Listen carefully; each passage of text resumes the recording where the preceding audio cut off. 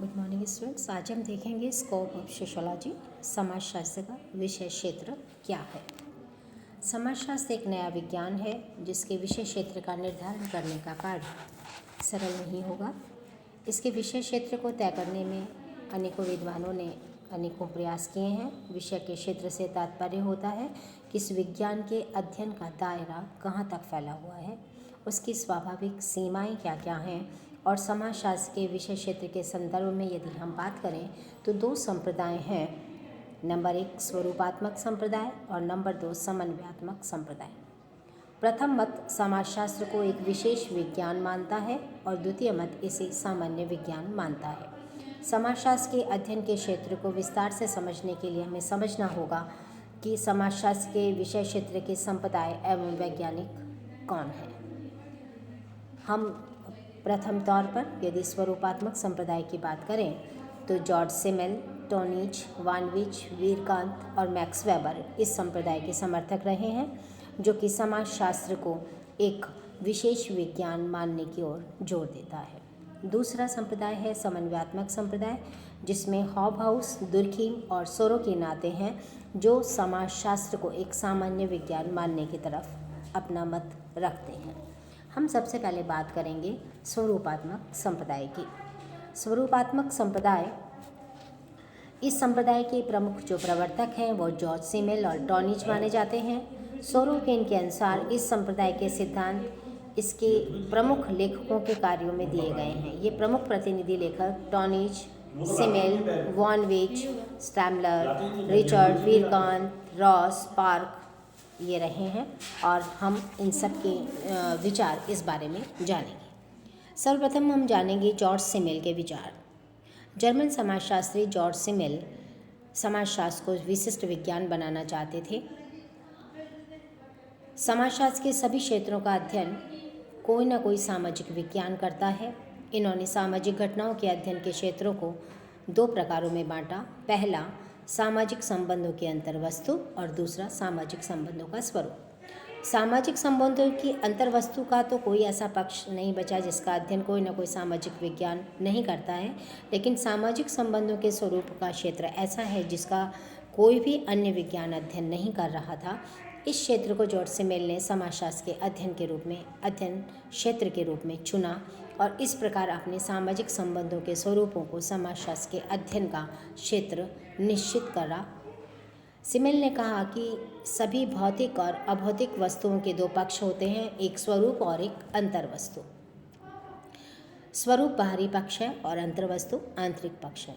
उन्होंने कहा कि जिस प्रकार रेखागणित प्राकृतिक विज्ञानों में वस्तुओं के बाहरी पक्ष अथवा स्वरूपों का अध्ययन करता है, उसी प्रकार समाजशास्त्र सामाजिक संबंधों के बाहरी पक्ष अथवा स्वरूपों का अध्ययन करता है।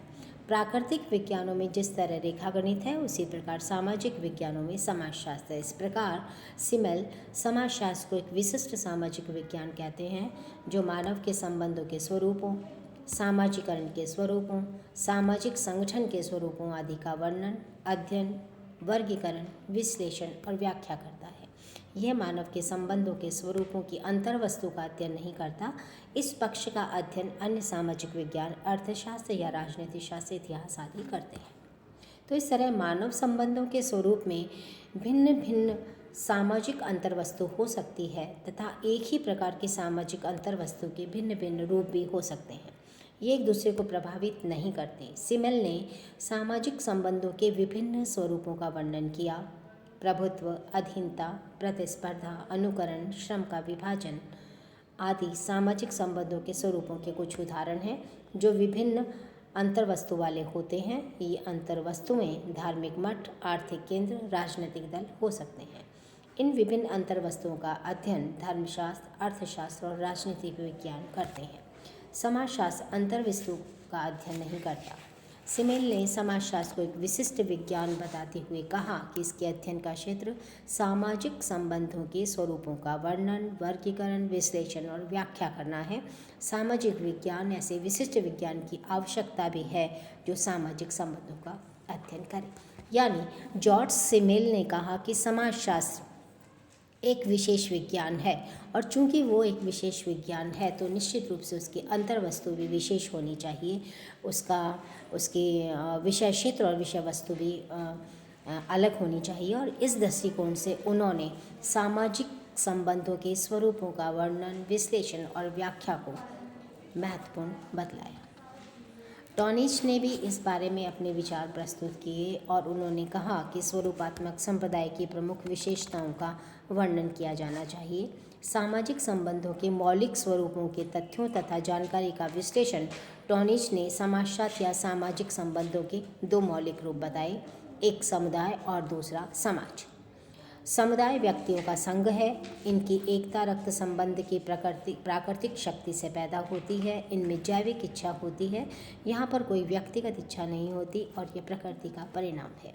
इस जैविक एकता के फलस्वरूप संपत्ति सारे समुदाय की होती है तथा परिवार कानून होता है। दूसरा है समाज। समुदाय व्यक्तियों के सामाजिक संबंधों का जाल है। सारे व्यक्ति अपनी इच्छा के अनुसार अंतःक्रिया करते हैं तथा स्वयं के उद्देश्यों की पूर्ति करते हैं। समाज प्रकृति की उपज नहीं है तथा किसी भी प्रकार से प्राकृतिक जीव भी नहीं है। आदिम समूह, परिवार, जनजातियाँ इसके उदाहरण हैं। ऐतिहासिक दृष्टि से ये समुदाय गैमेनशॉफ्ट और गैसलशॉफ्ट से बने हैं। गैसलशॉफ्ट प्रकार गैमेनशॉफ्ट से विकसित हुआ है। मानव धीरे धीरे किसी भी समुदाय के प्रति लगाव रखने लगा, अनेक बड़े बड़े समूहों का सदस्य बनने लगा। तो टॉनिज के अनुसार इतिहास में परिवार समुदाय से समाज की ओर, लोगों की संस्कृति से सभ्यता के राज्य की ओर होता है और इस परिवर्तन की प्रक्रिया एक निश्चित रूप से चलती रहती है। तीसरे विचार है वॉन विच। वॉन विच ने सिमेल के समाजशास्त्रीय विचारों को अधिक व्यवस्थित रूप से विकसित किया। उन्होंने सिमेल, रॉस और मैक्स वेबर के प्रति आभार व्यक्त करते हुए लिखा, लेकिन इसके ऊपर सिमेल और रॉस का प्रभाव अन्य समाजशास्त्रियों की तुलना में अधिक था। सिमेल की तरह वॉन विच ने भी समाजशास्त्र को एक स्वरूप विज्ञान के रूप में स्थापित करने का प्रयास किया। उन्होंने कहा कि मेरा लक्ष्य समाजशास्त्र को निश्चित रूप से अन्य विज्ञानों से अलग तथा स्थिरता से व्यवस्थित और दृढ़ता से संगठित विशिष्ट विज्ञान का स्वरूप देना है। सिमेल की तरह वॉन विच भी सोचते थे कि विशिष्ट विज्ञान बनाने का मात्र यही एक तरीका हो सकता है कि समाजशास्त्र मानव संबंधों के स्वरूपों तथा प्रक्रियाओं के विशेष स्वरूपों का अध्ययन करे। उन्होंने मानव संबंधों तथा सामाजिक प्रक्रिया के 600 प्रकार स्वरूपों का विश्लेषण किया। उन्होंने अंतर्व्यक्ति संबंध और अंतर समूह संबंधों का वर्गीकरण को इसका आधार माना। सोरोकिन के अनुसार वॉन विच के विचार अन्य से अधिक व्यवस्थित थे। वॉन विच ने शुद्ध समाजशास्त्रीय अंतर्वस्तु को बिल्कुल अलग रखा। इस तरह वॉन विच के अनुसार सामाजिक संबंध ही समाजशास्त्र की विषय वस्तु का एकमात्र वास्तविक आधार हो सकता है। वीरकांत ने भी इस संदर्भ में अपने विचार रखे। वीरकांत ने स्वरूपात्मक संप्रदाय के विचारों को आगे विकसित किया। उनके अनुसार उनके विचार जॉर्ज से मिलते जुलते थे। सोरोकिन के अनुसार वीरकांत के विचार वॉन विच की तुलना में कम स्वरूपात्मक है। वीरकांत ने समाजशास्त्र के विषय क्षेत्र को स्पष्ट और सुनिश्चित करने का प्रयास किया। इनके अनुसार समाजशास्त्र एक विशिष्ट विज्ञान है जो मानसिक संबंधों के स्वरूपों का अध्ययन करता है। इन्होंने स्नेह, प्रेम, लज्जा, सम्मान, समर्पण, घृणा, संघर्ष, सहयोग आदि को सामाजिक संबंधों का आधार माना। इन्होंने इन विभिन्न सामाजिक संबंधों के आधार को समाजशास्त्र की विषय वस्तु माना। समाजशास्त्र को संबंधों के जन्म और विकास का अध्ययन नहीं करना चाहिए, उसे तो मात्र उन आधारों का अध्ययन करना चाहिए जिसके कारण व्यक्ति एक दूसरे से संबंधित है। वीरकांत के अनुसार समाजशास्त्र उन मानसिक संबंधों के अंकीय स्वरूपों का अध्ययन है जो मानव को एक दूसरे से बांधते हैं। समाजशास्त्र इसीलिए एक विशिष्ट विज्ञान है क्योंकि यह मानसिक संबंधों के स्वरूपों का अध्ययन करता है जो व्यक्ति को परस्पर बांधते हैं। समाजशास्त्र का विषय क्षेत्र मानसिक संबंधों के स्वरूपों के अध्ययन तक सीमित है। मैक्स वेबर ने भी इस संदर्भ में अपने विचार दिए और उन्होंने कहा कि समाजशास्त्र का विषय क्षेत्र सामाजिक क्रिया है। उनका यह मत है कि समाजशास्त्र की परिभाषा में भी उन्होंने ये मत व्यक्त किया कि समाजशास्त्र वह विज्ञान है जो सामाजिक क्रियाओं का व्याख्यात्मक ज्ञान करने का प्रयास करता है। मैक्स वेबर ने सामाजिक क्रिया की दो प्रमुख विशेषताओं का उल्लेख किया। एक, सामाजिक क्रिया अर्थपूर्ण होनी चाहिए और ये व्यवहारों को प्रभावित करती हुई होनी चाहिए। वेबर ने कहा कि समाजशास्त्र में सभी प्रकार के सामाजिक संबंधों का अध्ययन नहीं किया जाना चाहिए। समाजशास्त्र का विषय क्षेत्र स्पष्ट और सीमित होना चाहिए। समाजशास्त्र के विषय क्षेत्र को विशिष्ट करने के लिए उनका मानना है कि समाजशास्त्र में केवल सामाजिक क्रियाओं का अध्ययन होना चाहिए। आपने सामाजिक क्रियाओं का अर्थ स्पष्ट करते हुए लिखा कि वे व्यवहार जो दूसरे व्यक्तियों के व्यवहारों पर प्रभाव डालते हैं तथा किसी न किसी प्रकार के उद्देश्य की पूर्ति करते हैं, सामाजिक क्रिया है। आपके अनुसार समाजशास्त्र का विषय क्षेत्र सामाजिक व्यवहारों का अवलोकन करना, विश्लेषण करना, व्याख्या करना तथा तर्क तथा अनुभव से संबंधित सिद्धांतों का निर्माण करना है। तो निष्कर्षतः में कि स्वरूपात्मक संप्रदाय से संबंधित विभिन्न विद्वान सिमेल, टॉनिज, वानविज, वीरकांत, मैक्स वेबर आदि समाजशास्त्र का विषय क्षेत्र सामाजिक संबंधों में स्वरूपों का वैज्ञानिक और क्रमबद्ध अध्ययन मानते हैं।